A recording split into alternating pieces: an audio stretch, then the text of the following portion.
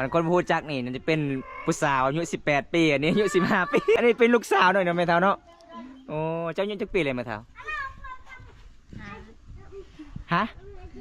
อาเวนจักปีเจ้าสาวเวน15ให้บ่ลูกสาวเอาผัวบ่คันไทยมีคนมักเอาเนาะขดองเท่าได้ลูกสาวแม่นี่ฮะ2 ล้านแล้ว2 ล้านแล้วโอ้ยใจดีหลายทุกคนอีเมลสาวแวนนะทุกขันเอาหลายๆยันลูกสาวไม่ได้ผัวเนาะก็เลยเอา2 ล้านให้ยังให้คอยใส่น้ำมันรถต้องให้แถ่บ่มาคอยเอาเลยได้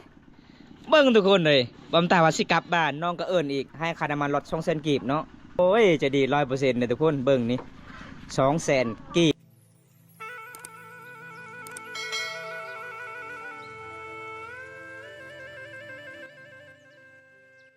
เอาเก่าสบายดีทุกคนสบายดีบรรยากาศยามตอนเที่ยงพี่น้องเว้ยมื้อนี้บอมตากาสิพา FC นะครับชมไปเยี่ยมไปยามสาวแวนพี่น้องมีผู้ใหญ่ใจดีจากประเทศสิงคโปร์พี่น้องเว้ยเพิ่นฝากเงินมานำบอมตาให้สะพานบุญให้พี่น้องเว้ยเพราะว่าสาวแวนก็อยากซื้อสังกะสีบ่มีเงินอยากซื้อสังกะสีใช่ไหมเฮ็ดเฮือนครัวพี่น้องเพราะว่าเฮือนครัวของน้องก็คือพังมันแลพี่น้องเว้ยก็เลยอันใหญ่เพิ่นจากประเทศสิงคโปร์ก็เป็นห่วงก็เลยติดต่อทางบอมตาให้บอมตาไปสะพานบุญไห้พี่น้องจะได้กะไปติดตามชมกันล่ะพี่น้องวันนี้บอมตากะมาฮอดหมู่บ้านสาวบ้านโดยทุกคนวันนี้เด้อทุกคนเลยวันนี้ก็จะได้พ่อหรือบ่สาวแวนเพราะว่าช่วงนี้ส่วนหลายสาวลาวกะออกส่วนหลายพูดเข้าให้ช่วยเวียกอีพ่ออีแม่ทุกคนเลยไปอันนี้ก็จะเป็นบ้านของน้องทุกคนเลยวันนี้กะไปเยี่ยมไปยามน้องคือเก่านี่พี่น้องเพื่อนสารบ้านซองสาวแวนทุกคนเลย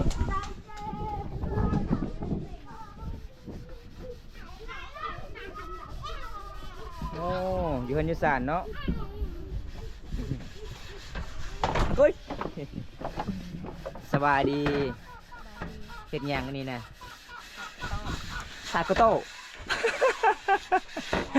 ยังสากโตนะ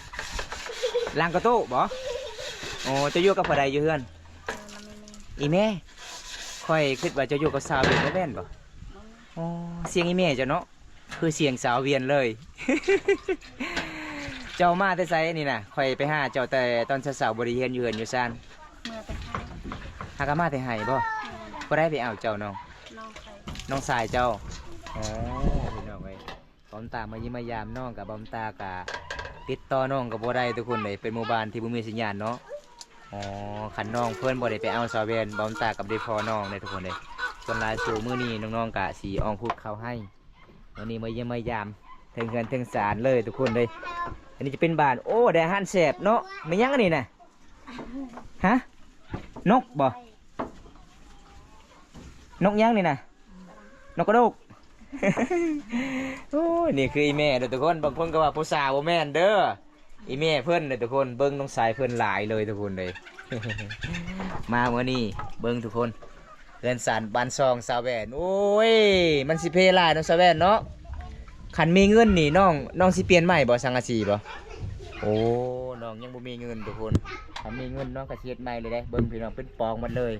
ขันฝนตกนี่แล้วเลยทุกคนเลยอยู่บ่ได้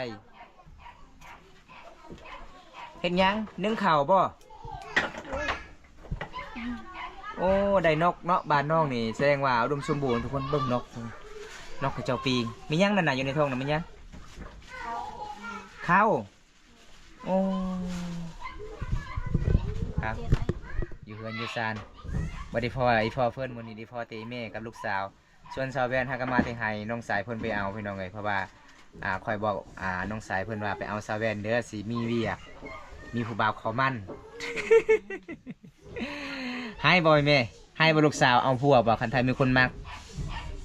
เอาเนาะขดองเท่าได้ลูกสาวแม่นี่ฮะ2 ล้านแล้ว2 ล้านแล้วโอ้ข่อยขอมันเลยมื้อนี้ โอ้ใจดีหลายทุกคนอีแม่สาวแวนนะทุกคนเลยเป็นลูกสาวกกพี่น้องสาวแวนนะทุกคนอีแม่เพิ่นว่าให้เอาขดอง2 ล้านเออขันเอาหลายๆยันลูกสาวบ่ได้ผัวเนาะก็เลยเอา2 ล้านอารมณ์ดีเลยทุกคนนี่แม่เพิ่นเด้มาเฮือนมาซานอีพอไปใส่มื้อนี้สาวแวนเอาให้คือเก้าอ๋อส่วนนี้แม่เข้าเมืองมื้อนี้บ่ไปซื้อหยังแม่เฒ่า สะ ปล่อยสุสะโอ้ปล่อยสุสะบ่แม่นไปสะป่าเด้อทุกคนไปซักหญ้าเด้ ไปซักหญ้าก็คือปล่อยสุสะเด้อทุกคนเอ้ยเข้าใจนำกันเด้อ ภาษามังกรเห็นบ่พี่น้องมันแตกต่างกันเลยกับภาษาลาวทุกคนส่วนหลายเขาเจ้าก็บ่ค่อยฮู้ปานใดภาษาลาวไปหมู่บ้านนอกที่สุดกับตัวเมืองน้องคันสิซื้อสังกะสีน้องนี่ก็ประมาณ20แผ่นเนาะได้อยู่20แผ่นทุกคนน้องก็บ่มีเงินมีคำก็เลยเงินสารบ้านช่องบนทุกคนเป็นครัวน้องแบบนี้เลยพี่น้องเอ้ยเจ้าบ่ได้นกนี่บ่อ๋อแม่นบ่ได้นกนะอีพ่อบ่บ่ได้ให้เจ้านกคือลายหรือนกอ้ายเจ้าแสดงว่าหมู่บ้านน้องนี่สัตว์ยังหลายเนาะอุดมสมบูรณ์อยู่เด้ทุกคนนกกันเบิดสุดคำสิเว้าทุกคนนกธรรมศาสตร์เลยได้มันจะมีน้ำมันหลายพี่น้องตอนนี้มาเยี่ยมมายามมาในลีเนาะข่อยมาวันนี้เนาะ แล้วว่าหัวข้าวให้เจ้าบ่แล้วเลยยังบ่ทันได้แล้วมื้อนี้จะออกให้ไผมื้อนี้นะพ่อตู้โอ้มาซอยพ่อตู้ก่อนเนาะขยันหลายทุกคนสาวแว่นสาวทิไปใส่มื้อนี้คือบ่เห็นสาวแมวเด้อบ่ฮู้บ่อ๋อส่วนหลายสาวโสดเขตหมู่บ้านน้องนี่หลายๆคนนี่ออกให้หมดเนาะเสือเบียกพอทุกคนแต่เป็นสาวโสดหลังจากเอาผัวแล้วกับบ่ได้ซอยอีกบัดนี้ ปะไปฟออีแม่พี่น้องเอ้ยหน้าบ่จะพิงไผไม่เท่า เสียงเจ้าคือเสียงซาเวียนนี่เลยก็คือเป็นซาเวียนอยู่เหือนนี่เลย เอาพี่น้องเอาวันนี้ครบหน้าครบตาเนาะส่วนในแม่ก็สิเคินๆนิดนึงเลยทุกคนขันคนพูดจักนี่นั่นจะเป็นผู้สาวอายุ18 ปีอันนี้อายุ15 ปี อันนี้เป็นลูกสาวหน่อยเนาะแม่เท่าเนาะโอ้เจ้าอายุจักปีเลยแม่เท่าฮะอายุจักปีเลยเจ้าแต่ดัก สาวเวนจักปีเจ้าสาวเวน15อีแม่ได้จักปีอีแม่นะประมาณ30โอ้อายุ30 ปีเมื่อนี่น้องฮู้บ่อายมาเยี่ยมมายามน้องบ่ฮู้เลยเมื่อนี่มีผู้บ่าวพังถ่ายคอมันได้บ่ อีแม่จะเว้าเด้ขะดอง2 ล้านก็เอาเนาะเอาหลีบ่แม่เฒ่าจะบ่ได้ตัวบ่เอาไว้รีบอีแม่เฒ่าเพิ่นเขินทุกคนมื้อนี้ขอยยกเจ้าเด้อสาวแวนเด้อมื้อนี้มีเงินอ้ายใหญ่เพิ่นจากประเทศสิงคโปร์เป็นคนไทยแต่อ้ายใหญ่เพิ่นอยู่ประเทศสิงคโปร์อ้ายใหญ่เพิ่นก็ทักเงินบำตาเห็นคลิปน้องว่าจะได้สังกะสีเนาะได้สังกะสีบ่มีเงินจะซื้อสังกะสีอันนี้เป็นเงินผู้ใหญ่ใจดีฝากมาเด้อ2 ล้านกีบด้วยน้องเด้อเอาพอดีขะดองนี่ขะดองเจ้าเลยอีเมจะว่า2 ล้านก็เอาขะดอง เอานับเบิ้งน้องเป็นยังไงนับเบิ้งมานับก็ได้ครบบ่2 ล้านเชื่อใจบ่เชื่อใจเนาะเอาจังได้กะขอขอบใจผู้ใหญ่ใจดีเด้อแม่เฒ่าเอานบไหมขอบใจ เอาบ่ไหมนบขอขอบใจผู้ใหญ่ใจดีจากฝั่งไทยหรือว่าจากประเทศสิงคโปร์ขอให้อายุดีมีแห้งขอให้ร่ำให้รวยเด้อแต่นี้ต่อไปขอให้อายได้เงินกลับคืน100 เท่าพันเท่าเด้อสาธุนี่มีไหนแม่เฒ่าคือบุปผาเว้าได้เงินแล้วสิเคินบ่ ดังแรงเลี้ยวเคินมันแม่เฒ่าดีใจบ่ดีใจจักเปอร์เซ็นต์สาวแวน100เลยได้เงินแล้วน้องให้น้ำมีพ่อหรือว่าให้น้ำมีแม่ไอพ่อไอแม่ก็ได้สมมติว่าถ้าไอเพิ่นอยากมาเยี่ยมมายามเจ้าอยู่เฮือนอยู่สายมื้อหน้าได้บ่ให้มาได้เนาะแต่น้องเว้าไทยบ่เป็นเพราะแต่ภาษาลาวอ๋อน้องเว้าภาษาลาวโดยทุกคนเว้าลาวบ่เป็นเอาสาวแว่นส่วนนี้แม่ก็สิเข้ากองเคินๆนิดนึงเนาะบ่เคยเข้าเลยหลังจากได้เงินแล้วได้สังกะสีแล้วเรือน้องซื้อสังกะสีน้องจะซื้อหยังแน่น้องคุบ่มีคุเฮือนเจ้าบ่มีแต่สำเนียงคุเจ้าบ่น้องโอ้ทุกคนเลยโอ้ของพันน้องตอนนี้อยากซื้อคุแน่ทุกคนเลยน้องกะ เฉพาะสังกะสีก็เรือเลยเนาะสังกะสีเนาะเพราะว่าอยากได้สังกะสีสิเฮ็ดเฮือนครัวเนาะเฮือนครัวมันสิเพแล้วมาเมื่อนี้แสดงว่าน้องนี่ออกให้แล้วบ่เจ้าบ่ฮู้เลยว่าน้องเจ้าไปเอาเจ้าคิดว่าเวียกบ่ แม่ เวียกด่วนน้องว่าจังใดเวลาน้องจะไปเอาเจ้าระว่าจังใด ให้เมื่อบ้าน ให้เมื่อบ้านแม่นผู้ใดอยากได้ อีเม อีแม่แล้วว่าเราบ่ได้บอกว่าข่อยอยากได้เจ้าบ่บอกเลย ข่อยทาเจ้าตันดนเลยข่อยทามีแม่จะว่าซาแวนอยู่เฮือนว่าเพิ่นว่าอองให้แล้วลูกสาวข่อยเด้อโอ้ยสิบ่ได้พ่อแล้วเพราะว่าข่อยได้เงินผู้ใหญ่ใจดีนี่มันลายมือแล้วก็เลยบ่ได้ไปหาน้องๆยันน้องคาเวียกมื้อนี้ก็ดีใจดำเด้อ ขอให้น้องได้หลังคาใหม่ๆเนาะมื้อนี้บอมตาก็ขอบคุณหลายๆอ้ายใหญ่เพิ่นจากประเทศสิงคโปร์ที่ให้บอมตาไปสะพายบุญให้มื้อนี้บอมตาก็มามอบในมือสาวแว่นละเด้อเพราะว่าสาวแว่นก็หาเงินหาคำบ่เป็นเนาะตอนนั้นก็ไปเฮ็ดงานอยู่เวียงจันทน์เนาะไปเฮ็ดงานอยู่เวียงจันทน์ก็คืออยู่กับเฒ่าแก่เวียดนามสุดท้ายเฒ่าแก่เวียดนามอยากขายให้เฒ่าแก่จีนโอ้ยสุดท้ายบ่ได้เงินจะกีบเลยเนาะกลับมาบ้านทุกคนเลยอยู่จักเดือน 4 เดือนได้เงินมือเฮือนมือสันจากล้านเนาะ ล้านเดียว 1 ล้านโอ้4 เดือนได้เงิน1 ล้านทุกคนเลยใครแต่น้องฮู้ทันเนาะขอน้องฮู้ทันเรียบร้อยไปกับผู้เบาจีน ตอนนี้น้องกินข้าวกินน้ำเลยบ่ยังบ่ทันกินข้าวโอ้หิวข้าวแล้วเนาะหากนมาแต่ให้เจ้าอยู่ใส่เนาะอยู่ผู้ใกล้บ่ ไกล เวลาจะออกนี่เจะย่างเอ้าบ่ แม่ โอ้ประมาณจักชั่วโมงจึงหอดเนาะ 2 2 ชั่วโมงส่วนสาวเวียนก็ออกให้เลยบ่สาวเวียน แม่น โอ้ส่วนหลายช่วงนี้เขาจะออกให้ตลอดเนาะ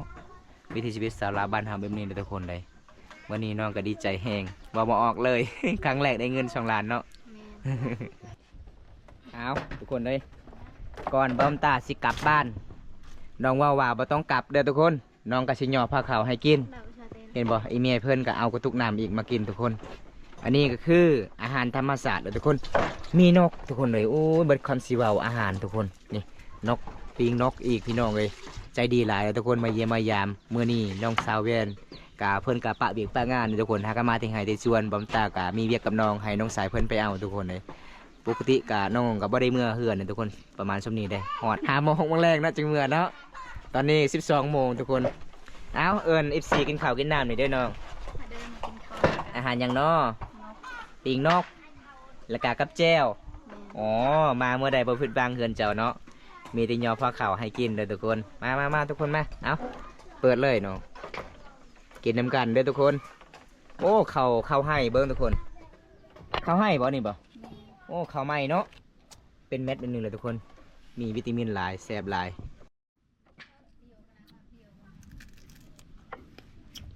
แซ่บเนาะ มาทุกคนมา กินข้าวบ้านป่ากับสาวลาเด้อสาวลาวสาวลาวสาวแวนเด้อทุกคน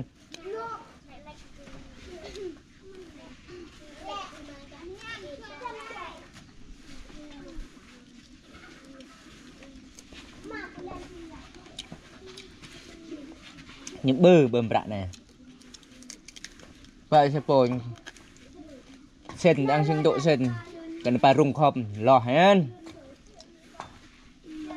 len sẽ len lên bên sẽ len bạn ôn tại bên gì ngay này cái tê ôn tại bên gì เยอะเนาะ có cái tập ở trong tô cứ đừng dư sen đang xì bài cái thay thế nổ này bụng chì lên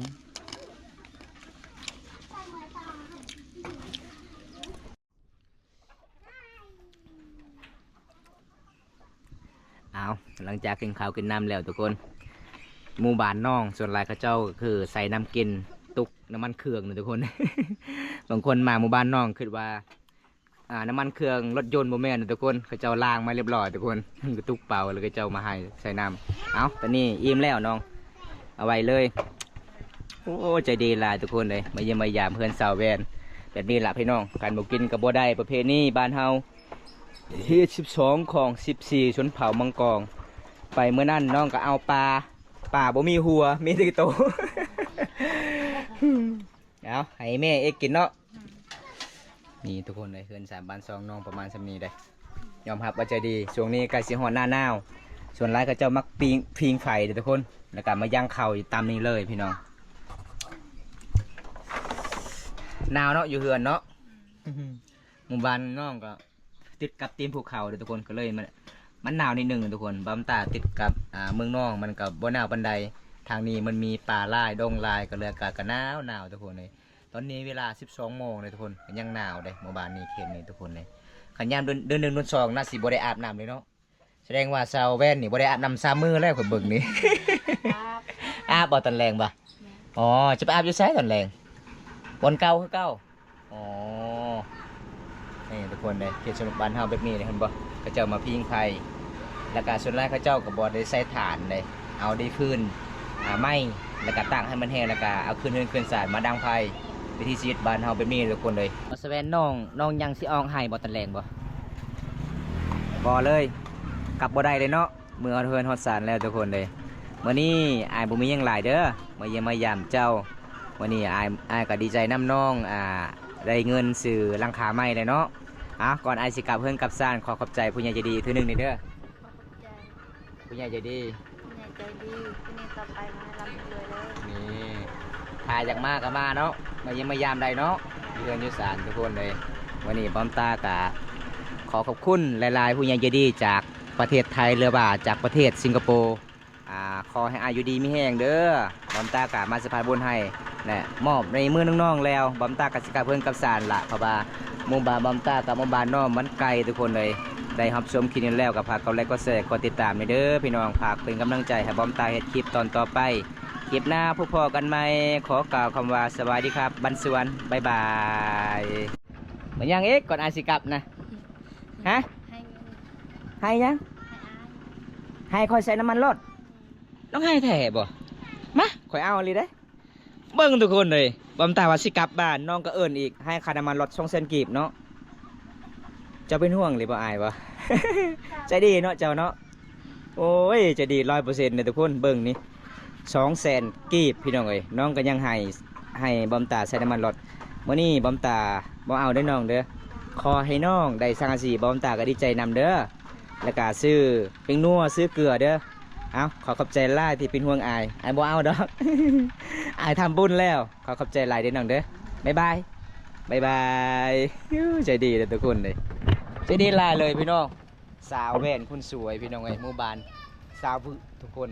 เป็นสาวสวยในหมู่บ้านทุกคนเลยเป็นโซไอ้น้องกับสาวเวียนเด้แต่สาวเวียนมื้อนี้ก็บ่ได้พอน้องสาวเวียนก็ออกให้ออกส่วนพร้อมตาสิกลับแล้วพี่น้องปิดคลิปแล้วน้องก็มาเนี่ยทุกคนเลยมื้อนี้ก็ขอบคุณน้องหลายน้องใจดีพี่น้องเอาจะได้พร้อมตาก็สิไปปากกันเด้อทุกคนบ๊ายบายบ๊ายบายเนี่ย